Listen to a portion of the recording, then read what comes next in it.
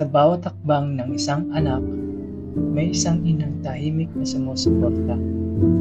Hindi mo man nararamdaman, lagi siyang nariyan, nakaalalay, nagbabantay, nagmamahal.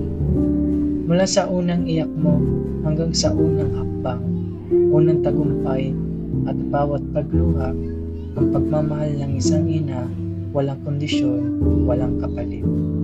Kahit gaano kakalayo, kahit gaano kakatagal mawala, babalik at babalik ka sa yakap niya, sa tahanan kung saan ka tunay na ligtas. Dahil sa puso ng isang ina, ikaw ang mundo na, at sa bawat tibok ng puso niya, nandyan ka.